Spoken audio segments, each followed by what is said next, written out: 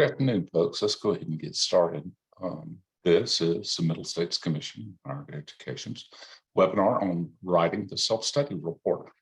This is being recorded, and all the registrants will receive a copy in about a week. If you have questions, feel free to put into the Q&A function, which you should find in your Zoom toolbar, most likely at the very top of your page. We're using Q&A rather than chat. If you have any technical issues, go to support.zoom.us. And if you need closed captioning, that too is available on the Zoom toolbar. So again, this is writing the self-study report. I'm Paul Starkey, one of the vice presidents for institutional field relations, and working with my colleague, Dr. Kushnud Haq, who is also one of the vice presidents for institutional field relations. We are joined, as we always hope to do, by co-facilitators. We have Dr. Amy Rogers, who is the Associate Provost for Assessment and Accreditation, as well as a Professor of Education at Lycoming College. Dr. Joseph McCarthy, who is the Vice President Provost for Undergraduate Studies, as well as the Accreditation Liaison Officer at the University of Pittsburgh, and Dr. Babette Fodant, who is the Dean of Academic Affairs, as well as being responsible for all of institutional effectiveness and is the ALO at Ostos Community College of the City University of New York. Just a little housekeeping. We are, our objectives are to identify strategies for transitioning from research to writing and building a cohesive and comprehensive self-study report, how to engage with working groups in exploring their lines of inquiry. Sometimes folks are accustomed to calling those research questions. Review means of assuring a unified self-study report. How do you gain one voice from many disparate working groups? Articulate connections between the narrative and the evidence inventory, and identify some of our approaches to gather feedback from different constituents to inform the self-study report. One thing that I failed to do is talk about our disclaimer. This product is part of the commission. It's not to be reproduced or used in any means without permission. If you do want permission to use it at your campus, simply write to president@msche.org, and we'll be happy to try to accommodate wherever possible. So I am now going to turn it over to my colleague, Kushnud Haq, who's going to take us through some of the phases of preparing the report. Thank you, Paul. Good afternoon, everyone. It's a pleasure to be here to talk about preparing a self-study report, something that's very critical for the process. I also want to welcome our co-facilitators and look forward to their thoughts and their feedback regarding their experiences with the self-study. Next slide, please. So before we look at the self-study process and different phases of self-study, there's some key questions that you should ask. Questions like, how do we use the lines of inquiry? In other words, how do we have our working group develop lines of inquiry that are relevant to the standard as well as individual criterion? It's really, really critical to ask the right questions in order to get the right answers. What are the expectations for initial reports from working groups? As you know, most institutions during their self-study process have multiple working groups, usually assigned by standards, and they all individually work on different standards and then send a report to the steering committee, which compiles them and tries to prepare them in one voice, one story told through the lens of the institutional mission. So that's an important area. And then what are effective approaches to editing working groups reports into an effective self-study report? And that's, again, taking so many different so many different documents and compiling that into one, and then editing it accordingly, and editing working groups reports as well. It can become a pretty complicated task. So I'm actually looking forward to hearing from our co-facilitators to find out how they've dealt with something like this. And then finally, how do we assure the self-study report is reviewed by the campus community? Middle States really emphasizes on an inclusive approach, both in preparing for the self-study and preparing the document, and receiving feedback. So the more people that are involved, the better, and that inclusive process is very important. So let's look at the different phases of preparing the report, the self-study report. And there are four main areas or phases that we have to examine. The first one being planning and preparing, and then examining the lines of inquiry or research, writing the report, and finally refining the report.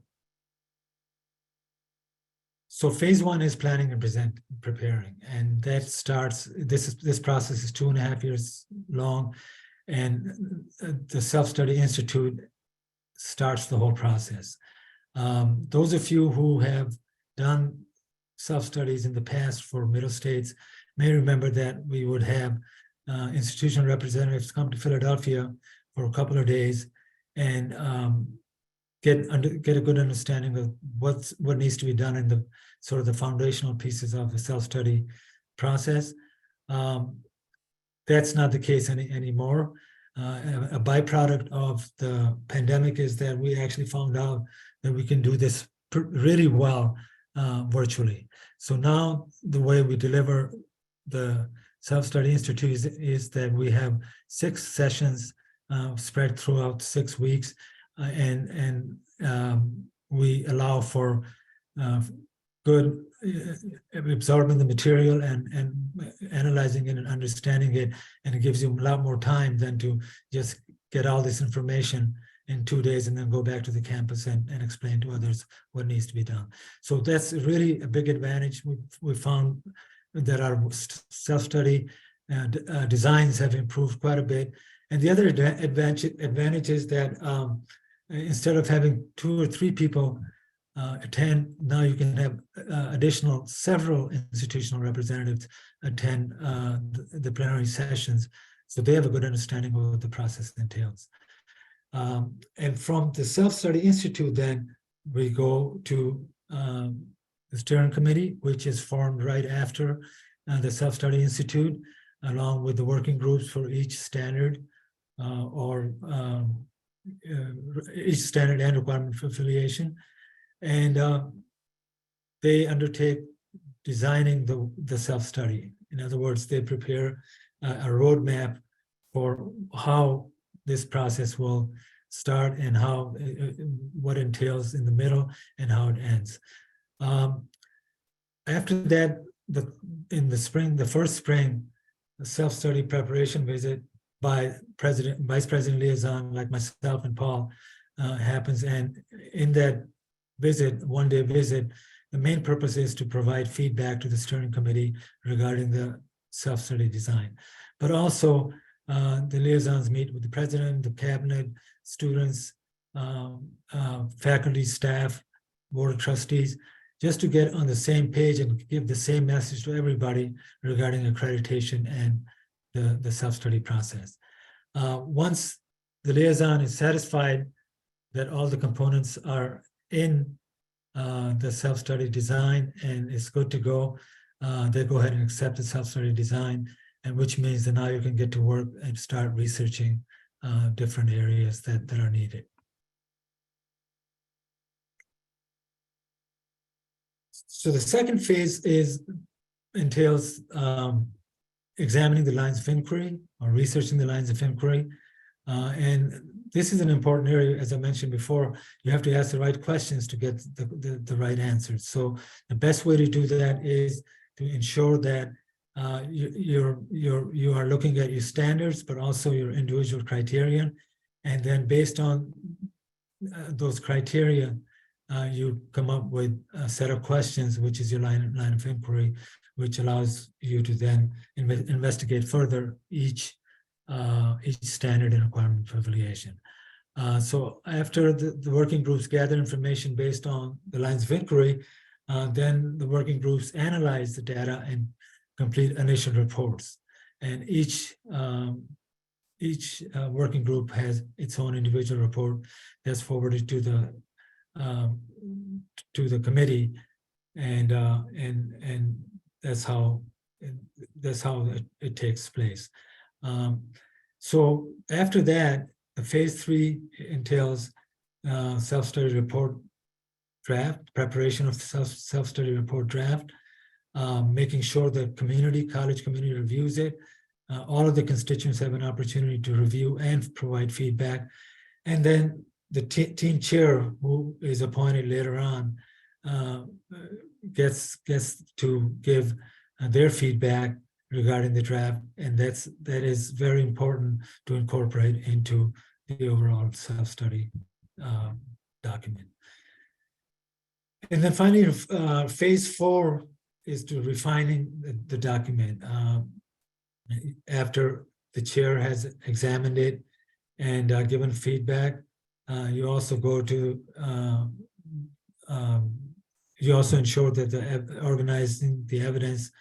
The evidence is aligned with the assertions and the narrative that is in the self-study document. And then from there, the team accesses the report and evidence 6 weeks prior to the team visit, and that time is needed for them to analyze and make conclusions and ask additional questions when they're on campus. Next slide, please. So let's talk a little bit about writing and revising the report. Converting multiple group reports into one single cohesive document really is a very difficult task, because you have 7 or 8 different authors and with different styles. So making that one voice and a smooth reading document is a difficult thing to do, but there are strategies that you can utilize to minimize any impacts. You get a lot of reports, interim reports from different groups. You get steering committee feedback from that. You refine the report, and then you prepare the self-study report draft based on the individual reports that have been forwarded to you. The working group it's really important that they are consistent in style, format, and structure, because that makes the final author's job a lot easier. And the hope is that it's written in one voice, it's consistent, and it's accurate as the date of the submission, and to ensure that all the information that you have in those reports is actually factual, and that's an important area. And then the reports are rewritten as needed. Sometimes that's needed because the lines of inquiry don't necessarily address the questions that are being asked. So Kush, I'm going to jump in here for just a moment and just mention that what we found over the last couple of years is that many of our institutions are now providing almost a style guide within their self-study design that helps create this written in one voice.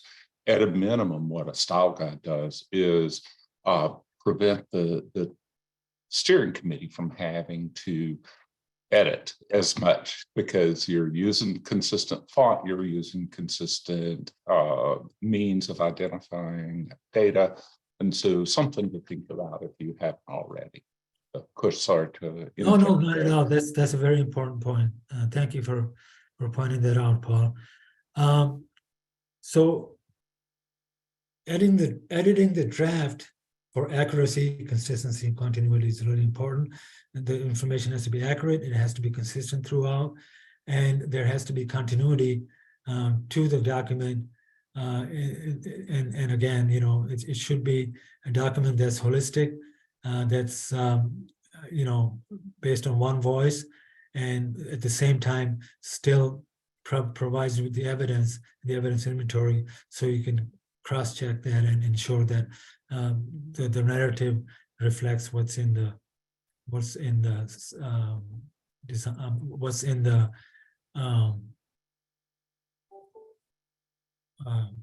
evidence inventory. So you have to edit the draft for to ensure that its organizational approach is clear. It should include an executive summary to summarize the whole document. And you should be consistent with using headings and subheadings throughout. The report has to be analytical. In other words, narrative just based on this description is not sufficient. It has to be analytical, where you're looking at issues and you're trying to diagnose what these issues are, and then coming up with corrective actions. And that's the purpose of the whole exercise: analyzing the data and then making some conclusions regarding that data, and then coming up with solutions. The report has to be concise, using bullet points to summarize findings, making sure they use graphics and tables strategically to augment your narrative and your assertions, and make sure that whenever possible, that you refer the reader to the corresponding evidence, which is in the evidence inventory based on standards and each individual criteria. And then ensuring that this document is fair and honest, is totally transparent. Really, I can't emphasize this enough. Being transparent with yourself, with your institution, but also with the peer evaluators is critical. It's, they've done this a few times, that they know exactly how to ask the right questions. And if you're transparent with them from the outset and recognize, some of the shortcomings, and also some of the great things that you're doing, and then communicating those through the self-study document, are really important. So realistic picture, the current status of the institution, and receiving feedback from different groups is really important. It'll strengthen your document, and it will really prepare you for the visit in a way where you will have all of the different aspects covered through this question and answer back and forth with your groups. So from the group reports, now it's time to compile the final report. This is where I'll bring our co-facilitators, because they have just gone through this experience or in the last couple of years, and they will have some good insight and some good advice for you as to how you can effectively prepare the drafts and then turn those into final documents. So I'll start out with Amy. Amy's from a small private institution. And Amy, just give us a little bit of background on how the process took place on your campus. Hi, all. So I think the idea of the style guide is a wonderful direction to give there in terms of that, because when it went back, so when we divided it up and we looked at our 7 working groups, and we only went with 7 working groups to go with each of the standards. And then we had we had our steering committee, and then we had our steering committee chairs. And so when my colleague Eileen and I would go back through, we actually went and met with each of the steering groups then, just so that we weren't on, we went and met with each of the working groups. We weren't on their committee, but someone from our steering committee was on there, was a member of that committee, but they weren't in charge of writing it, because we wanted the working groups to appoint other people to be in charge of the writing. They each gathered the information, and then one or 2 people from each of the working groups worked together on drafting the written part of it for the first draft of it. The biggest thing I think was that we did use a style guide with them, saying this is a size font, this is headings, these are subheadings, just so when it came to us, we weren't trying to pull it all together. And I know we're going to talk about like what we used. We had an English professor who was given a course release as well as a stipend for the second part of it during the summer, but she worked on it for the entire semester for the course release piece. And then in the summertime, when she revised each of the working groups, she worked on her piece of bringing it into the one voice. But then Eileen and I, as co-chairs, we made sure that we reread, just because when she brought it into the one voice, that it didn't change the meaning of what they were trying to say as part of that. So that was, it was a lot of people, a lot of eyes on it, but starting with the 7 working groups, the style guide, the working groups gathering the evidence. And I know we're going to talk about the evidence inventory in a little bit, just a little bit on that. But the big piece was just giving specific directions without trying to be too top down with it. But I think in the end, they wanted that direction. The working groups wanted to just tell us what makes your life easier, is what they kept saying to us. And I was Thank you. Thank you, Amy. And how did you develop your lines of inquiry? We took each of the standards, but then we would take under those the requirements of affiliation. And then we sort of made them like into essential questions, took each of those and made that into an essential question. So that when we talked, we learned about the gap analysis. Mhm. So that when we took all of them, and although you say not to put it into a checklist, we sort of did put it into a checklist. That was easy for them to go down across, as well as us for to check, that they didn't fill in the boxes per se, but they had the questionnaire, and then they would think what evidence inventory. We just literally took and made up 7 different guides of it that went to each of them. Here was the standard, here were the requirements of affiliation, here was the criteria, and then underneath, here were the requirements of affiliation. Thank you, Amy. And you're right about keeping that balance. You're asked to tell a holistic story, but at the same time, you're asked to give concrete evidence for each one of those standards and criteria. So that makes it a little challenging, and sometimes it could be, bullet points and things like that. And that was the other big thing, was to make sure, sorry, my battery was on, to make sure there then too, that if they said they were gathering something evidence-wise, that they didn't prepare the entire document, that they only, you've got to be kidding. Oh, I'm sorry. I thought my computer died. I'm like, you've got to be kidding. I'm sorry. That they didn't compare the whole thing, that they only gave a piece, just prepare the one piece of it that we really needed. Got it. Thank you. Thank you for insight. Appreciate it. Let's move to Babette now and hear her experience, because I think that's probably a little different based on the size and characteristics of the institution than Amy's institution. So what was your experience like, Babette?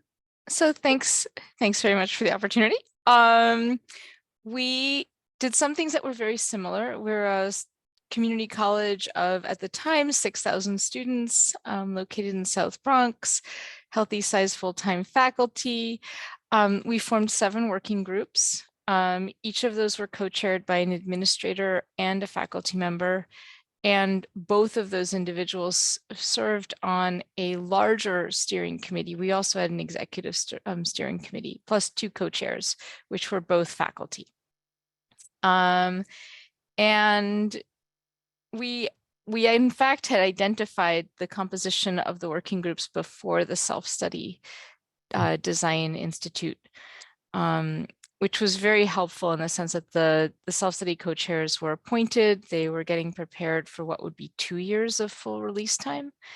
And those of us who were working on the self-study were lining up the pieces before we were drafting the self-study design, which ended up being really important at Hostos. We knew from CUNY experience, some of our CUNY peers, that 1 or 2 of the institutions at CUNY had ended up in a situation where they were put on, I'm forgetting the terminology for that. They had to write 2 they had to write 2 warning reports. We knew that our planning systems were in really good shape. Our assessment systems were all over the place. And so we started early, sort of working under the working groups almost, starting to identify the different sources of data that we had, of evidence that we had, to start making sense of those, just because things had been collected in a lot of different formats. So I feel as though we were working on sort of parallel tracks. The working groups, once they were assembled, very much like what Amy described, were working kind of between a set of, a checklist approach and a more intellectual approach to develop those lines of inquiry. And we had co-chairs who were very much committed to the intellectual project, that is the self-study, in addition to making sure that we were in compliance. I feel like that role increasingly became, the compliance side became my role more and more. At the time I was serving as Dean of Institutional Effectiveness solely. We had 2 deans in academic affairs at the time. And then we had a director of assessment who came out of the faculty who was appointed to serve that role. And together with a consultant who works for the college, we did a lot of the work of organizing information and showing it to the working groups and bouncing it back.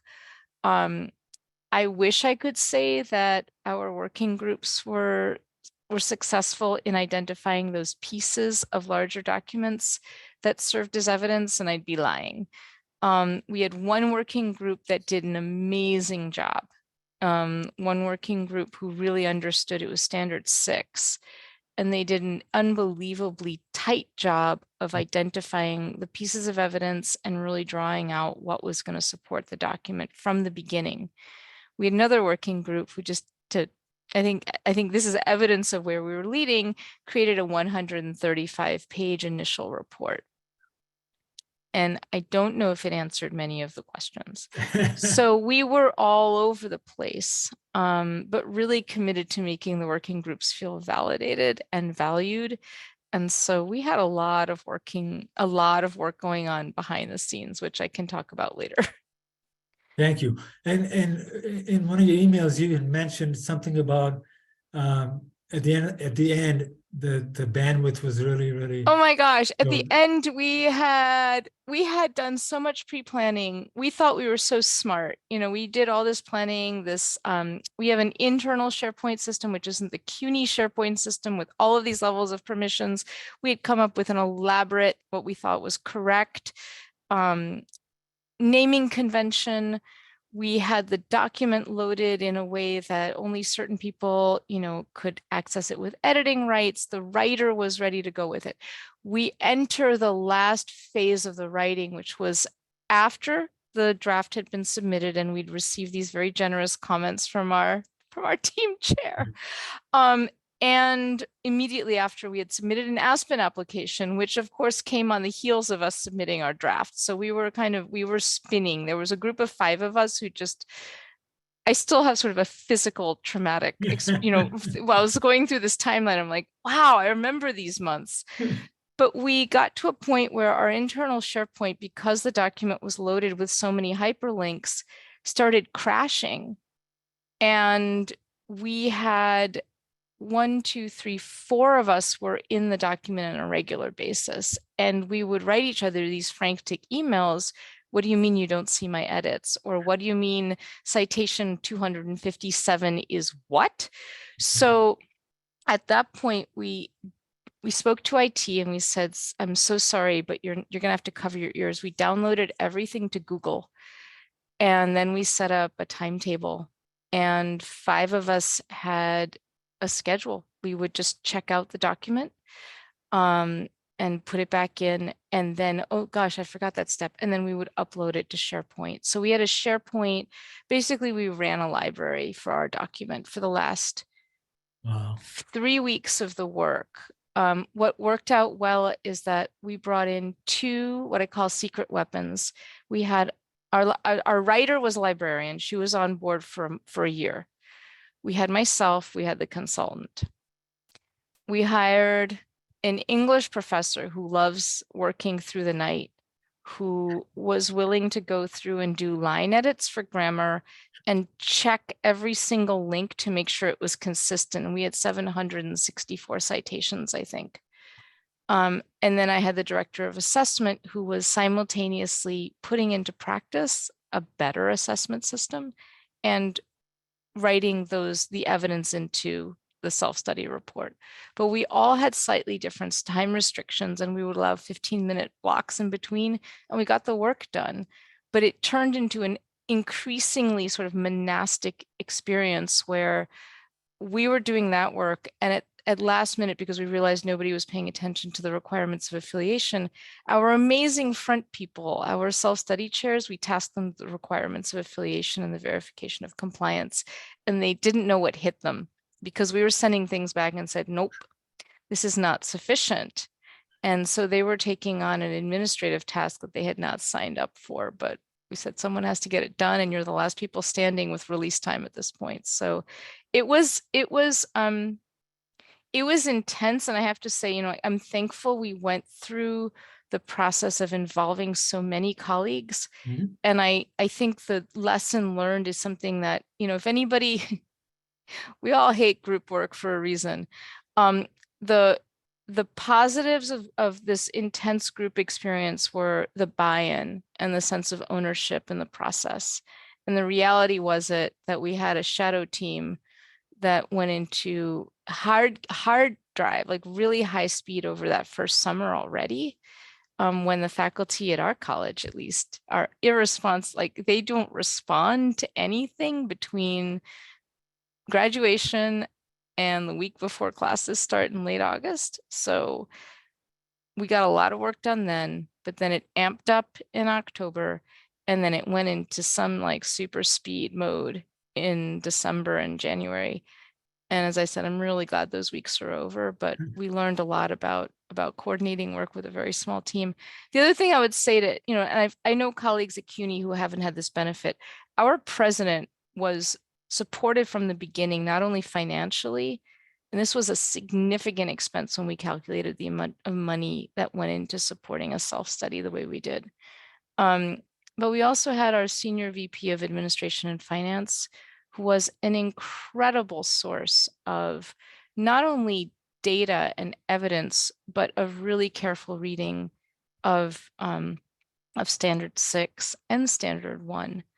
And having those two folks who are really the top two in terms of the hierarchy at the institution being so involved in a very supportive way. They weren't intrusive at all, but they were incredibly supportive and gave up a lot of their time to make sure that this was a supported process. Thank you. Quite an experience, and you lived through it and are telling us.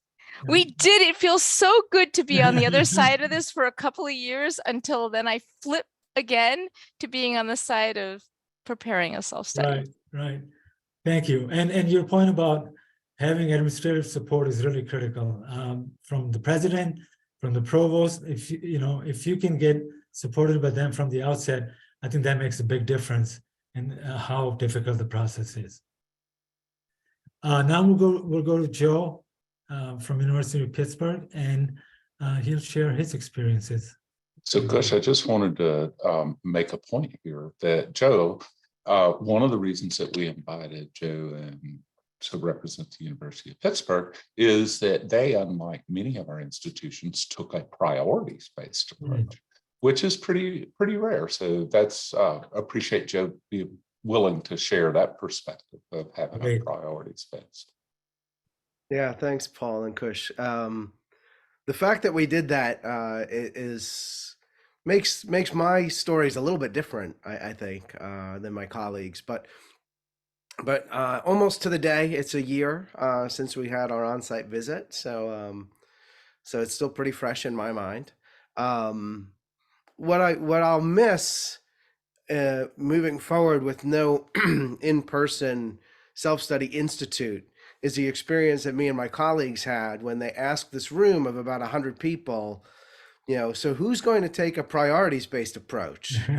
And without any consultation at all, the three of us that were there from Pitt raised our hand. And we looked around the room and not one other person in the entire room raised their hand. It takes a tremendous amount of organization to follow a priorities-based approach, because making sure that every standard is addressed is really challenging, and making sure that it's addressed in a consistent and coherent way across the different priority chapters is also a bit of work. My colleagues and I actually gave a talk at the Middle States Conference back in December. I think that those slides are still available. If somebody wanted to pull them down and get some of those lessons learned, we have our self-study on our website that people can check out as well.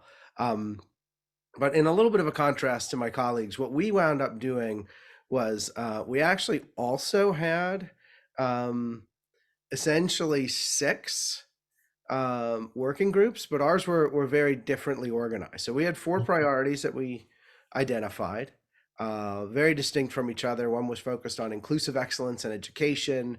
One was embracing today's world from local to global. One was building sustainable foundational strength.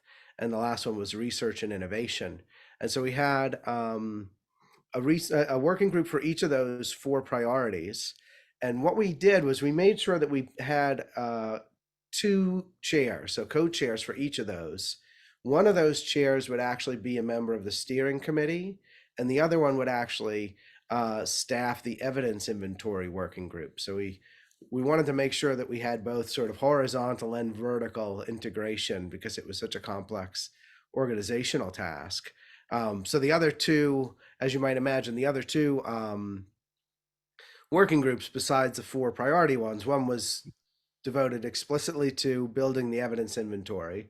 And so it was great to have one member from each of the priorities on there. And then one was to build the compliance report. So I'm shuddering at Babette's comment about adding somebody to that sort of late in the game, because that was a Herculean task all on its own, doing the compliance report.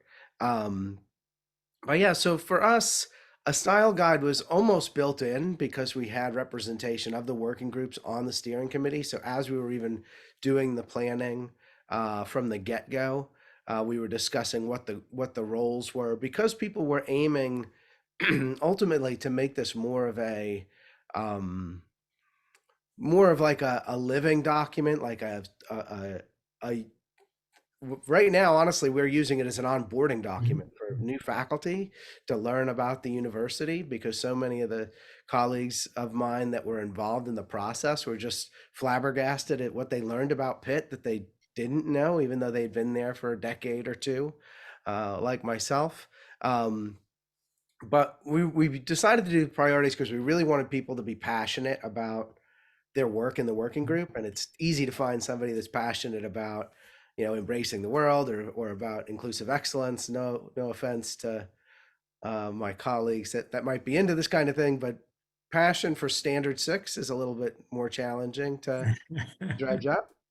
But when we have those people, being really passionate and writing about what they see at Pitt and what they experience at Pitt as it addresses those priorities, what I wound up telling folks in terms of a style guide was that I really needed them to think of it almost like they're writing a research article, right? And so I don't want to have any statements in that working document that aren't referenced in some way. And so that was, we'll get, I'm sure, into the evidence inventory a little bit more in the second part of this.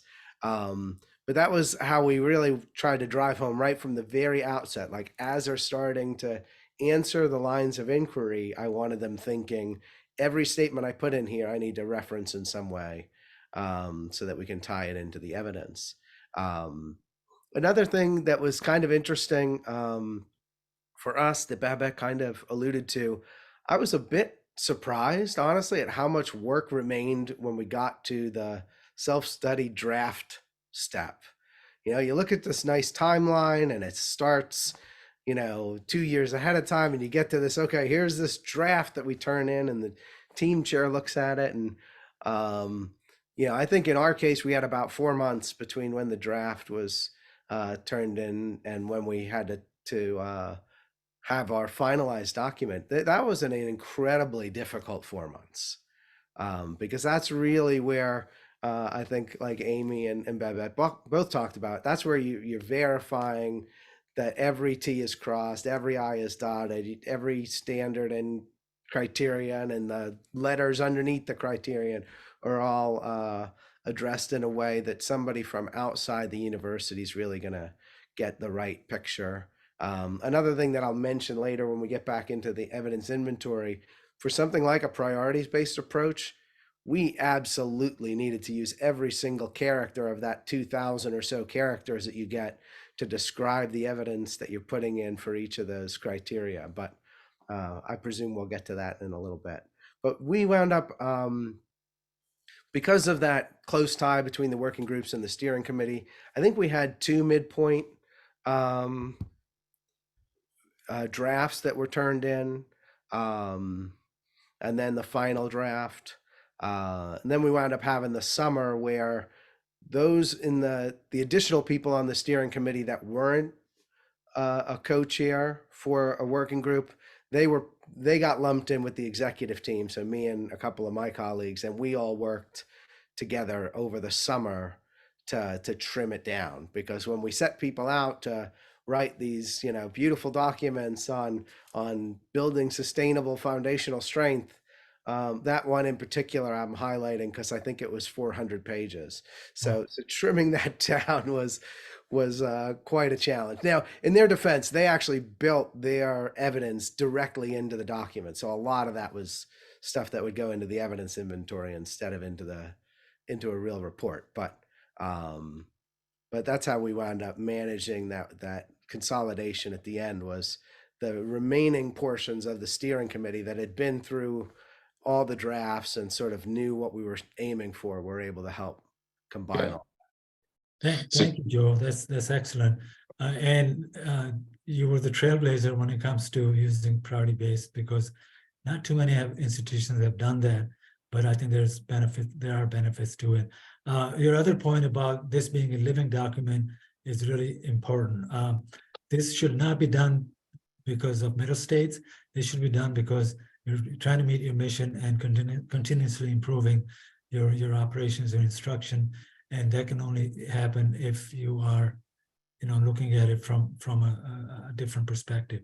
So this should also inform your strategic plan, and that's why it's, you know, the relationship and the, you know, fact that it's a living document. So thank you, Joe, and we'll get back to you soon. So I'm going to quickly go over, because we're having such great conversation with our co-facilitators, and I want to save as much time as possible. But some of these things to talk about when you're revising and editing, going back to self-study design as an anchor, as a framework, is really important. Eliminating jargon and tried phrases, redundancies, that becomes a problem sometimes among the different standards. And so you have to make sure that you're not being redundant. Make sure you're including opinions of all the different campus community members. That'll only strengthen your document at the end. And analyzing data carefully, and also reading from a perspective of an outsider. I've seen some institutions actually appoint a devil's advocate to ask questions, to ask different types of questions, poke holes into the narrative as well as the evidence, and that gets you so ready for the team that you will have anticipated every answer based on this exercise. And I think that's really something to think about. Whoever the most cynical person is on your campus, maybe you want to appoint them as the devil's advocate. And then avoiding passive voice and using data to support your story. Again, as I mentioned before, you're expected to tell a holistic story with one voice through the lens of your own mission. But by the way, you also have to provide evidence for each standard and each criterion and each and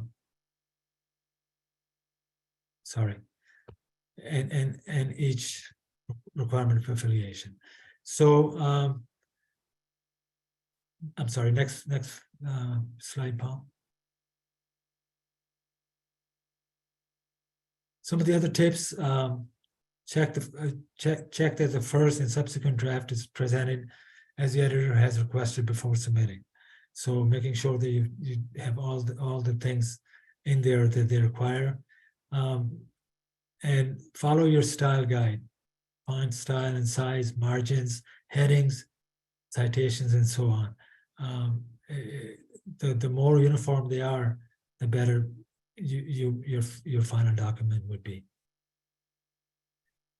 And it always helps to read the document out loud among the community members, among the working groups, with other individuals, and that devil's advocate that I was talking about. So really, really important to kind of have that good flow in one voice, and reading it out loud is very important. So when you're revising some of these questions, does the report address the articulated priorities and outcomes? One of the main purposes of this self-study. Again, it's not all about standards and about requirements of affiliation. It's also about your own priorities, institutional priorities, and outcomes that you desire from this self-study, because it should be more than just compliance with middle states. It should have added value to it. Honestly represent the institution. I talked about that earlier.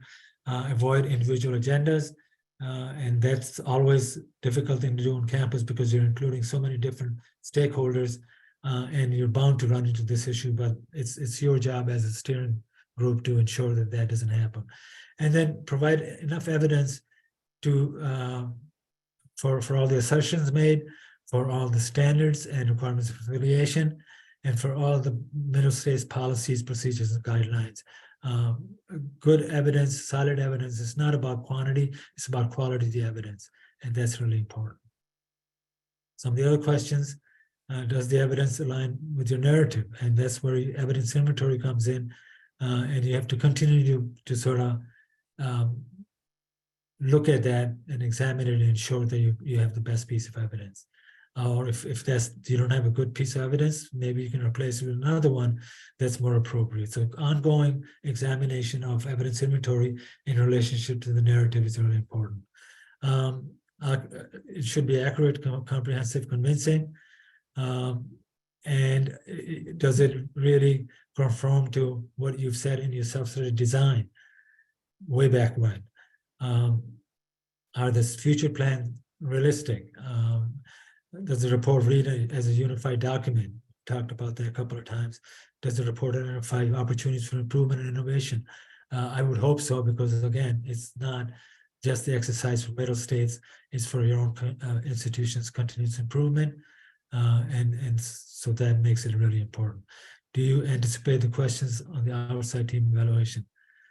So be ready for those questions, even though you have all you have the narrative and you have the evidence.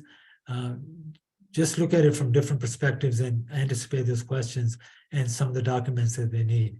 Team can ask for documents while they're on campus, or prior to that, additional documents, I mean, so be ready for that.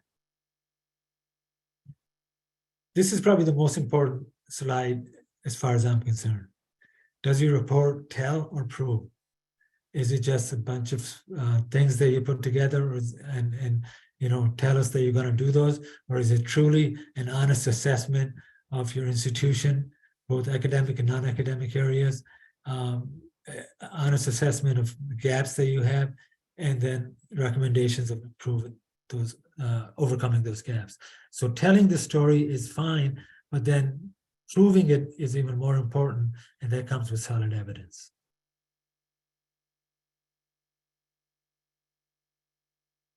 So after the self-study is prepared and close to being finalized, you want to share it with different constituents, by the working groups, institutional constituents. Their consensus is important.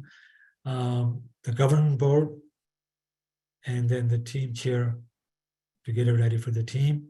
As I mentioned before, this in evidence and the narrative is uploaded 6 weeks prior to the team visit. So the team has ample opportunities to ensure that they have read things thoroughly and examined the evidence thoroughly. And then at some point you have to stop. You have to stop this exercise and move to the next phase. So again, communicating this to the different constituents that, this process is over. Now you're moving forward to prepare for the team, and also the next level of review by the commission and the committees. So the job is not fully done yet, but you've gotten a big chunk of that done, and it's important that you celebrate that and thank all the contributors for their hard work. And then reflecting on accomplishments and learning.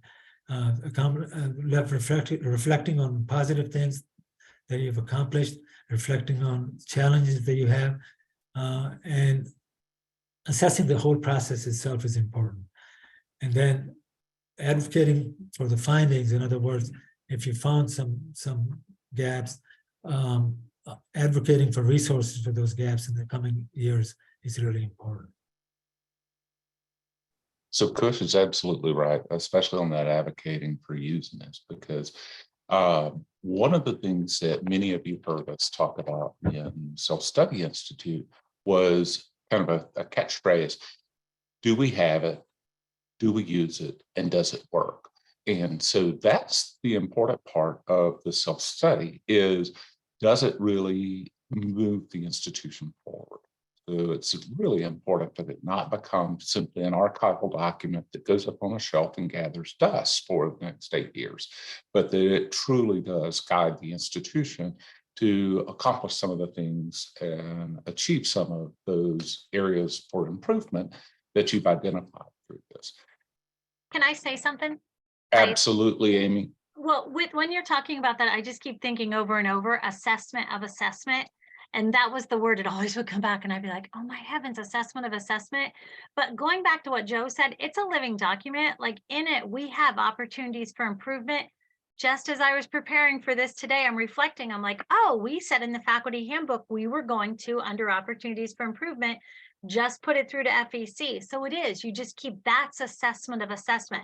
And I have a little folder right now, preparing for the next one, Babette, thinking ahead, like that's assessment of assessment. So I do, you use it, don't just write it and put it away. Like it is a hard copy. I'm a hard copy person on my desk that I can make notes in, and then I take the time to put it on, online as well. But long story short, assessment of assessment, use this as a living document under your opportunities for improvement, and tell the truth. If there's an area that we needed to improve upon, we do it every day. We all, need to reflect and improve. And that's what we did. We wrote it in there as part of that.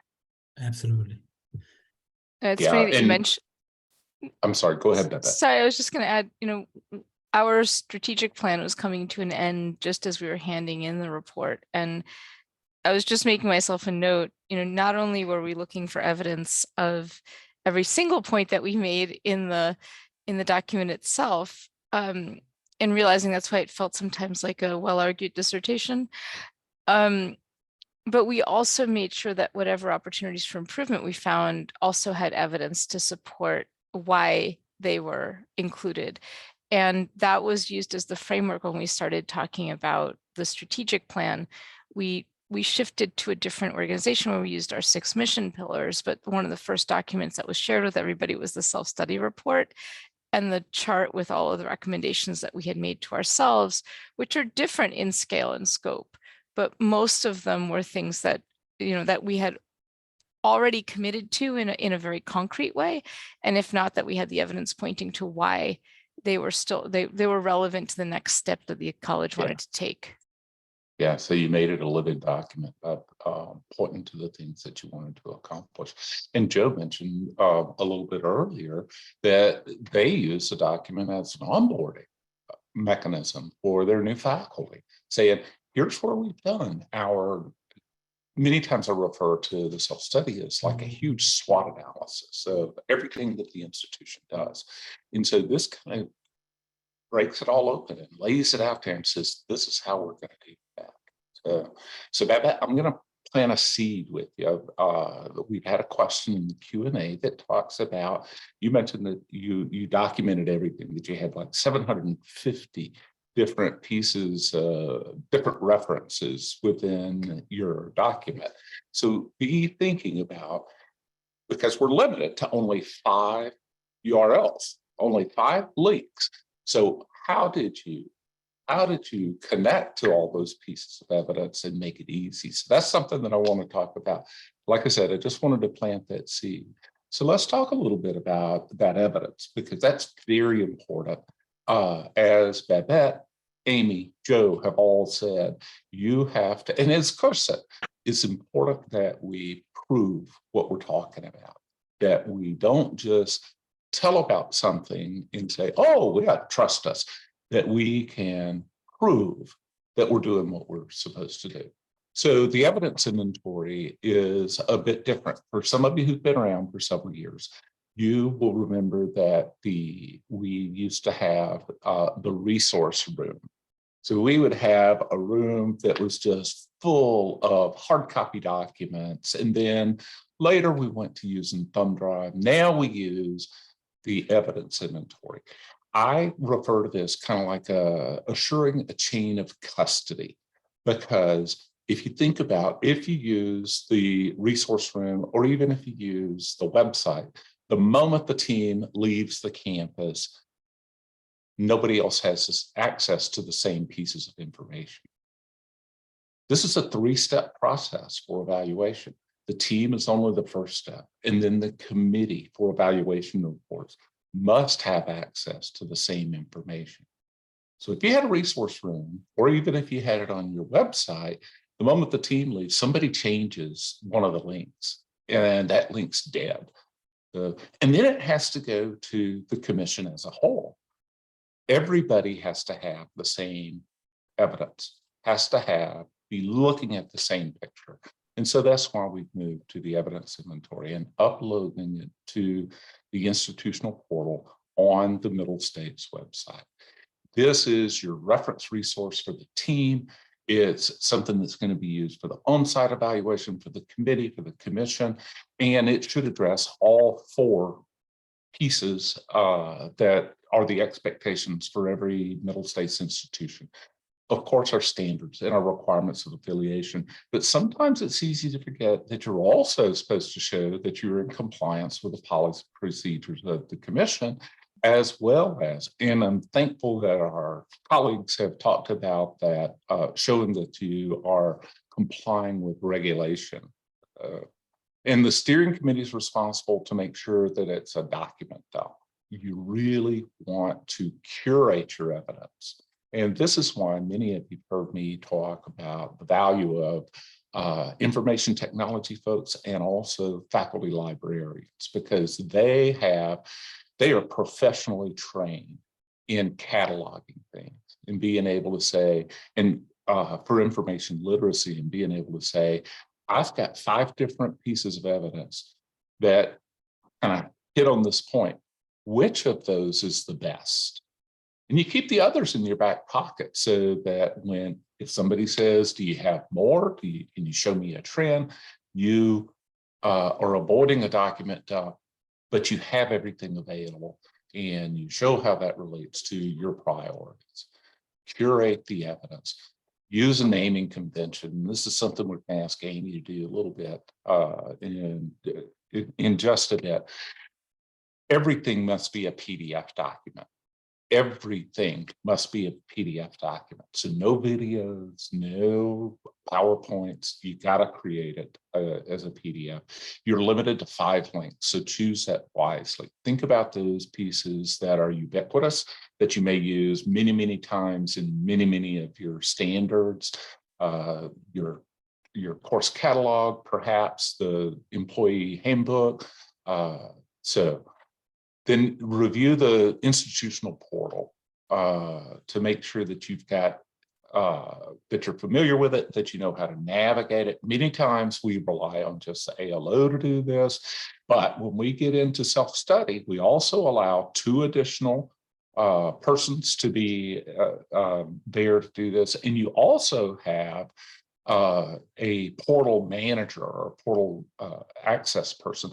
So these are all important. And I think all of our co-facilitators will tell us that when it comes crunch time, when you're trying to upload this, one person can't do it. One person cannot do it. So think of your team and who's going to be responsible for all of this.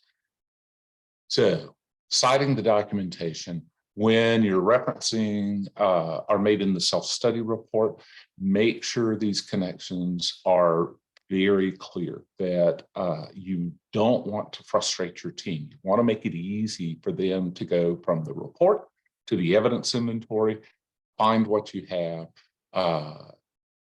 make sure that it's self-evident, that it's simple. So Many of our institutions use a ton of acronyms or abbreviations or jargon that is unique to our campus. And it makes it easy for us to talk. But if you bring somebody from the outside to the campus, are they going to know what that is? At my former institution, our onboarding had a 3-page document that was simply a list of acronyms. We didn't call any building by its given name. We call it was an abbreviation. You would go to the SASC, or you would all of these different things. So make sure that you have a naming convention. It's going to be easy for an outsider to understand, and that your naming convention is going to be intuitive. Be careful about right to privacy. Be very careful about right to privacy, because there should be no self-identifying information in your evidence inventory. There should be no self-identifying information anywhere that is not public knowledge already. So if it's in your directory and you say that Babette Audant is our Dean of Academic Affairs, it's okay to name her in your document and in the evidence inventory. If this is a student, you better not name them. You better not name. Again, you only have 5 hyperlinks, and make sure that in your document, you are making some type of parenthetical notation to your evidence inventory. That's crucial. So start early and start often. Several of our folks have already said, and Chris mentioned this, that you must have the self-study report and the evidence inventory must be complete at least 6 weeks prior to the team visit. You cannot upload it in one day. Think about it. Babette said they had 750 pieces of evidence, or 750 different references to evidence. That may mean she had 1,500 pieces of evidence if she was showing trend. And I don't think that Hostos is unique in this. So every institution has a ton of information. It's already nerve-wracking enough. You don't want to put more pressure on yourself than is needed. There's resources available for you. For technical issues, you can always go to support at. Again, this is one of those abbreviations. We always just say support at, but it's support@msche.org. You can always go to your VP liaison. She or he is more than willing to talk you off the ledge and offer ideas on how you may find an easier, a simpler, a better way. Carmela Smith, csmith@msche.org. Carmela has been around. She is our longest serving staff member at the commission. So she knows this system, and she does accreditation support services. So all of these behind the scenes things, Carmela really is a gem. And then look at your training videos. Once is not enough. Once is not enough. We're educators. We know that repetition is important. It's important to hear it again and again and again. So I'm going to turn to Amy, and because she had shared with us in the past some of the things that Like I'm in College has done and what they did, and they had a very successful result based on Amy. I was just listening to it, thinking of a couple of things that you said, and on his last slide, Paul had shared about the support system and your liaisons. Honestly, watch the videos and don't be afraid. Don't be like, oh, I'm not sure, not afraid, but like, oh, they'll think that I don't understand it. You don't, probably, maybe. And that's okay. They're here to help. They're here. They're so supportive. And they were on speed dial, speed text, whatever you want to say, just to help and ask those questions. So that I really can't stress that enough. And they want us, please do that. But with back to the evidence inventory, start early, start that naming process, thinking about what you want to name your documents. And then you have to think like how long your paper, you know, with the 100 pages, 102 pages, how long your names can be for each of those, like standard S1, C1, faculty handbook, page, whatever, you know, whatever it may be, thinking how you're going to come up with your little own acronym system within, so that you know when you go to double check it, that you know what your own acronyms are that you made up, that you put in there. But I think our big thing was just that, is that having people that we started early, we decided the naming process early, and then we cut the pieces of evidence, collect extra, and then you could have, so the seven working groups, we had 7 SharePoint sites, and within their SharePoint sites, within their document that they were working on, their narrative, they also could upload the evidence to that. Then the other co-chair and I, and then within the whole steering committee, we looked at each of the chapters and then which of those evidence pieces told the best story or helped support it the most, is how we looked at it. What was the best piece? And then if they wanted more, we had it right there that we could, when they came for the visit, that we could offer more to support if there was something that wasn't offered with it or they didn't understand with it. I was reading and I was taking notes there. We also went back to our marketing department, and if there was like a video link or something, if there was a video, but there was one section that we wanted to show, they could clip that and put that into a PDF for us. Or like on brochures, online brochures that are so nice that you can just push a little button, they could take those and make them into a PDF as well. And then we could use just that section of the PDF. I remember at the Institute, they kept saying, don't give us information that we have to search for, make it right there so we can find it, to make this as easy as possible for your reviewers. And that's exactly what we did. If it was if the president wrote a message or was sharing something with the Board of Trustees and his document was 32 pages long and we only needed 1 paragraph off of page 17, that's what we provided. 1 paragraph off of page 17 with a lead in from the president's report to the board or something that supported it from there. So within the naming, within the take and stress exactly, if you can go to the next slide a second, Paul, and be explicit in our directions to the working groups, that was it. Hey, I'll just remember, please just give us the exact piece that we need to help support the evidence. And then anything extra you want to put in there, that's fine. But if you're like, this is what's going to go with this, here's 5 documents, we weren't sure which one. And then as a committee, we decided, got from the working group to the steering committee.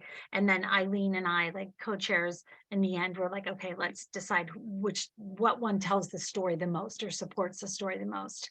But the biggest thing is, I agree with the idea that we didn't upload until the very end, like 6 weeks before, but we didn't upload, like we weren't uploading as we went. We waited until everything was done, and then give yourself a good week to do so, because it takes, I can't even imagine. I mean, we probably had half as many documents as Babette, and even probably a 4th as many as the University of Pitt, but trying to decide like what, we just, time is the essence. I would honestly say it's the whole time thing, making sure in your own lives that you know that the time has to be there to do it.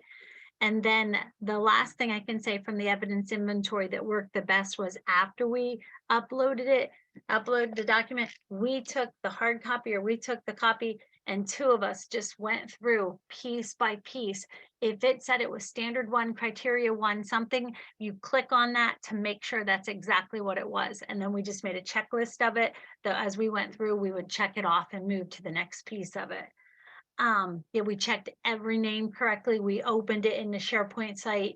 If we just wanted to make sure that it's what we said it was going to be, and took a piece of it from there. Thank you, Amy. That's some really good advice. And welcome Babette or Joe to kind of share what you did with your institution, because as Amy said, it's okay to use SharePoint internally, but when it comes time to share it with your chair and team, that's when you have to transfer it to the evidence inventory inside the institutional portal. it's actually okay to share SharePoint when your team chair comes for her or his preliminary visit, so that you can show her or him what are the things that you're thinking about using it. She or he may be able to give you some guidance and say, boy, this really resonates, or I'm not really sure what you mean by this. This document does not really paint the picture that you're trying to do in your narrative. So it's okay to use SharePoint for them because they are not yet in an evaluator, a peer evaluator role. They are in a mentoring role when they come for that preliminary visit. Paul, I have a Yeah, couple of questions that maybe maybe Joe can answer one of them and Babette can answer the other. okay. So is there any advantage or disadvantage to uploading evidence to the portal along the way rather than waiting to the end? I think we talked a little bit about it, but maybe you can further explain that. We did not touch the portal until we were ready, and we had triple checked everything, and that included documents that were used multiple times. We made sure that we had one version of that and that had been reviewed several times to make sure it was the most updated, the most cleaned up, the properly prefaced, et cetera, et cetera. That it's curated.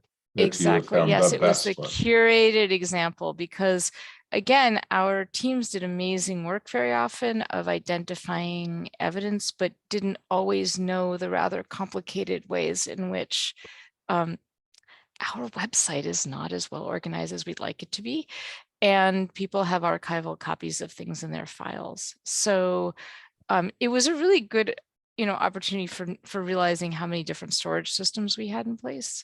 But yeah, we didn't upload anything until we decided as a group it was like press go, and that group was 5 people. I want to clarify, I checked, it wasn't 750, it was 643 pieces of evidence. We did probably have over 800 at one point, decided that we had gone overboard. And I would just to kind of add to this discussion, Amy mentioned this as well, this process of selecting the evidence. We actually had a grid towards the end where, especially for standards 3, 4, and 5, that we first of all,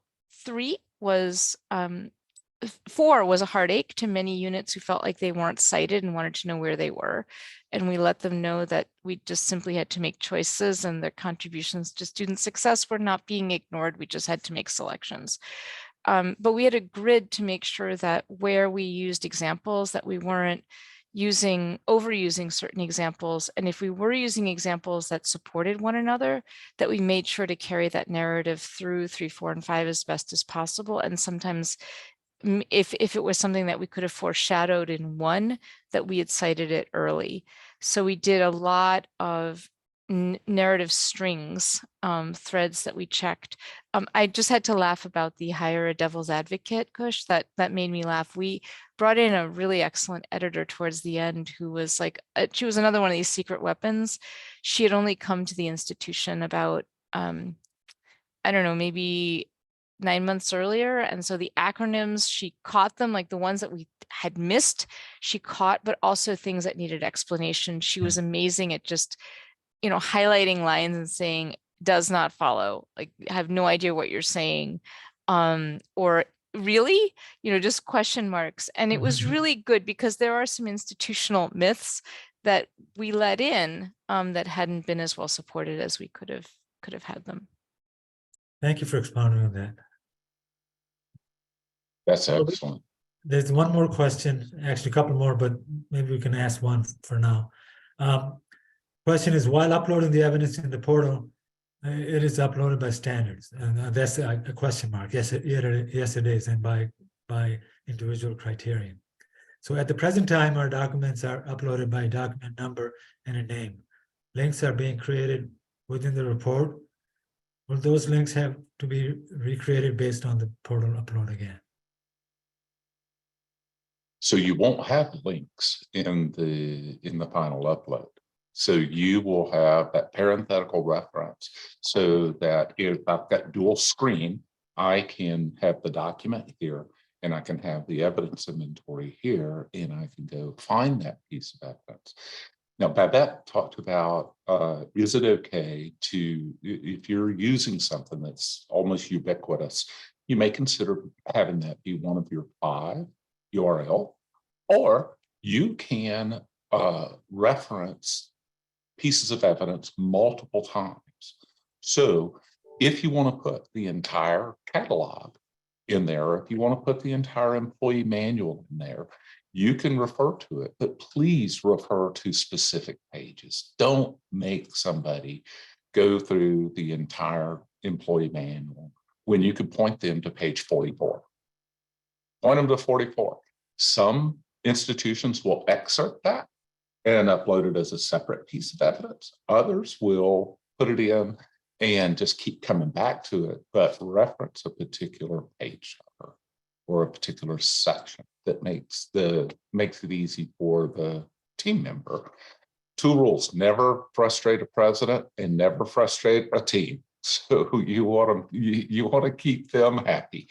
Make it as easy as possible for them to find what you're looking for. So we have a few more questions for our co-facilitators, and we will go. Let's start with Joe first. And so, Joe, with an institution as large and as complex as the University of Pittsburgh, where did you start? Hey, how do you paint a cohesive picture when you have this just huge world-class institution? Yeah, I mean, honestly, for us, it was all about the building of the team. Yeah, we probably had about 30 people on each of those working groups, because we do have 5 campuses that are represented by our self-study document. So we wanted to have students, both undergraduate and graduate as appropriate. We wanted staff, we wanted faculty from multiple disciplines, multiple levels, administrators. And so, when you've got that large of a group together, that's where you're going to get the breadth that you need to Yeah. try and cover what you need to cover.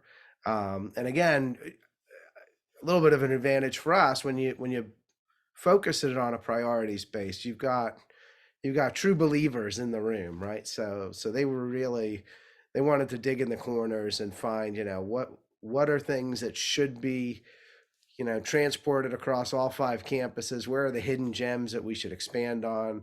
Where are there gaps that we should address? And so that was stuff that really, made our sort of recommendations section in each of those chapters incredibly rich. But as far as the evidence inventory is concerned, one of the sort of back pocket tricks for us was to make sure that we had a liberal sprinkling of people like institutional research folks from different campuses on the different working groups. We have a data analytics team in the Office of the Provost on the Pittsburgh campus that we had a couple of those folks involved. And so, those are the people that the members of the working group would turn to when they're thinking, okay, here's what we found. How do we, articulate that with, with some objective data that we can put into the evidence inventory. Those are the folks that were really helpful. And the librarians, like you pointed out earlier, are fantastic at, maybe narrowing down which one we should look at, or how do we catalog the different data. But it was great having IR people or data analytics folks to really think about what are the different ways we can capture some of that, that concrete data. Yeah. So you hit on a couple of the questions that we had there, Joe. One of the things that is pretty important is to connect what we're doing to the lines of inquiry, because lines of inquiry, those are your research questions. Those are the things that are is what you're saying. This is what we want to answer in doing this self-study. So Amy, I'm going to turn to you with that. How did you assure that what you were doing stayed on track with those lines of inquiry? I'm smiling because I'm thinking without making too much of a checklist, it was that idea of taking it back to the teaching days and back to we're going to take this and what is our essential question? And how are we going to think of it backward planning? If this is what we want at the end, how do we take that essential question and tie it together through your objectives matching your assessment? What are we gathering to show our story?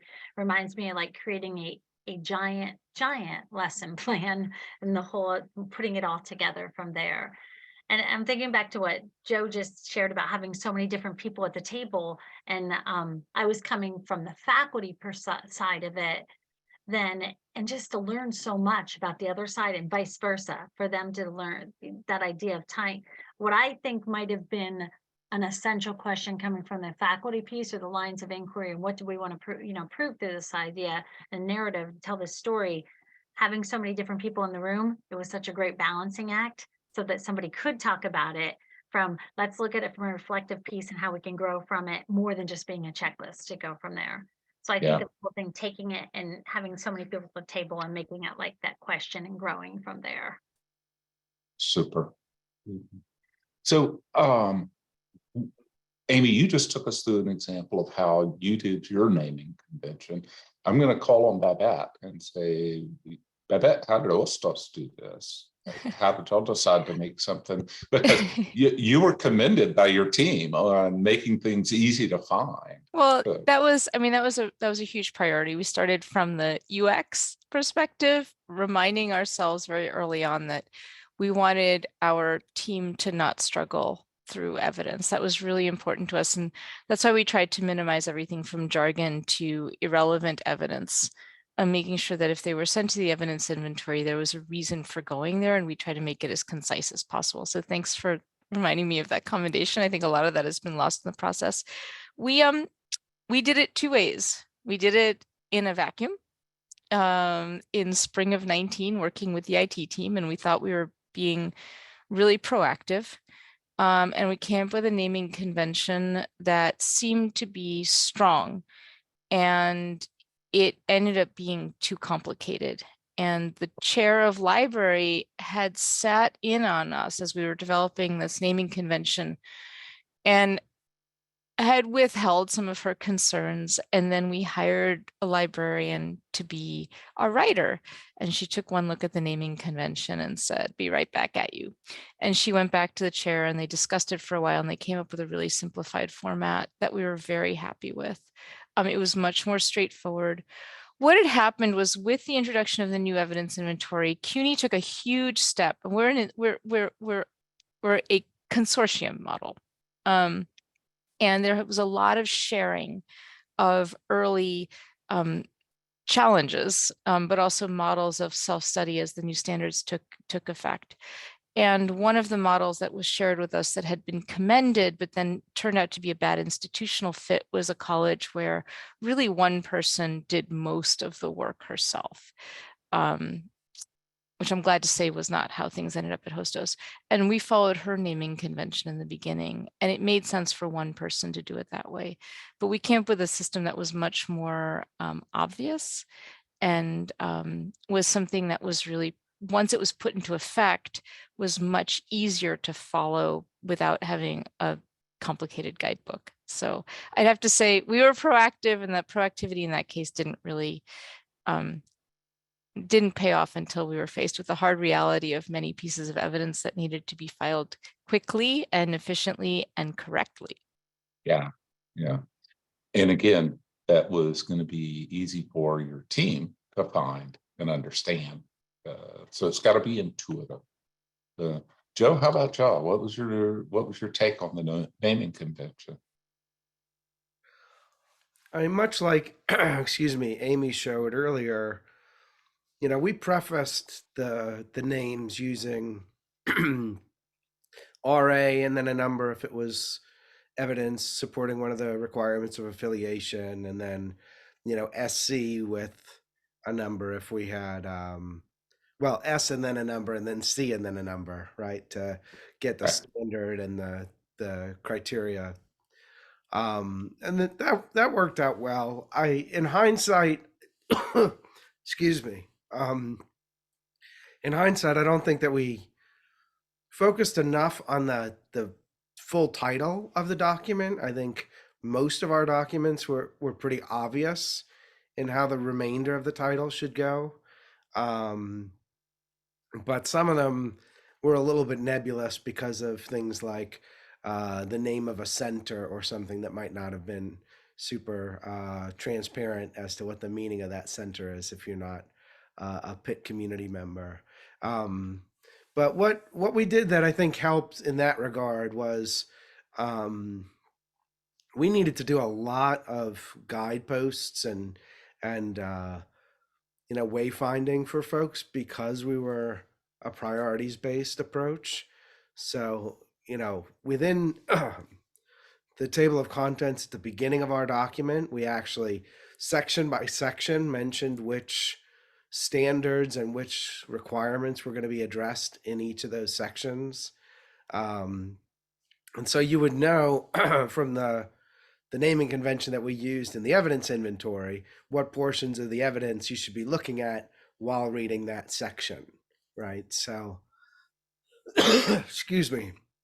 So for us, that was really the critical part, was tying the name, at least the prefix of the name, to the section in the document that you should be reading. Because when you're a standards-based approach, that's obvious, but when you're not, when you're a priorities-based approach, that one's the trickier bit. So we needed to give people a bit more guidance as to how to find what they should be looking for.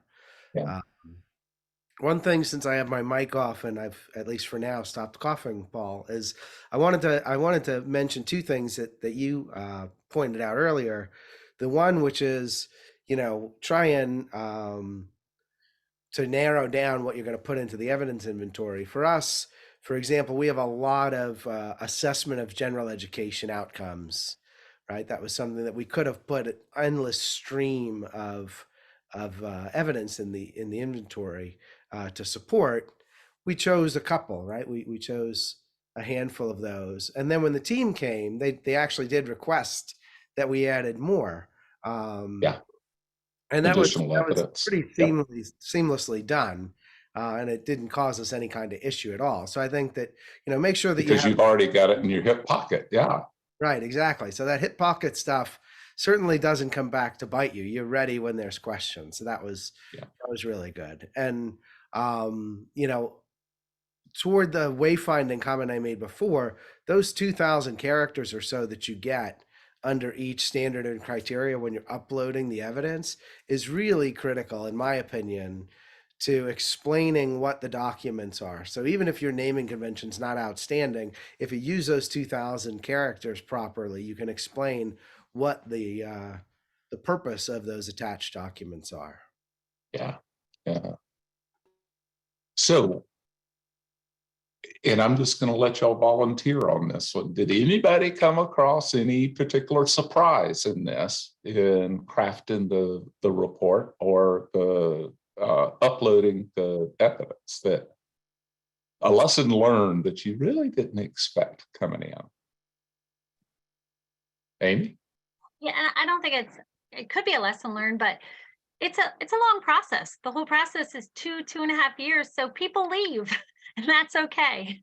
Just go with the flow. At the end of the day, it's all going to come together, and hopefully one of the co-chairs doesn't leave, which ours didn't, but just having that core group, and you spend a lot of time with a lot of people. So understanding and being open and just, taking the time. I think that's the biggest thing, that everyone thinks differently, and we look at things as we approach things, just being open-minded to different ways and trying to grow with the process. And I keep coming back to, the idea that you use it as a reflection tool as we go. Assessment of assessment. I have a huge folder for that right now. I feel like I live, eat, and breathe assessment of assessment. Yeah. So that's my thing. Just learn from it. And it wasn't a surprise, but I learned so much about the institution. So, and I love Joe's idea about using it as a tool for new staff, new employees, admin, cabs, whatever may be coming through. So. Yeah. Any other surprises? Well, we're just about out of time, so I want to run through just a couple of slides and then we'll get to a couple of questions. Appreciate our co-facilitators so very much. Please remind yourself of the policies, procedures, and guidelines that are related to the accreditation process. So you see just a few of them here. You will be getting a copy of this recording, so you don't think this is the only time that you're going to see it. And know the resources that you have available.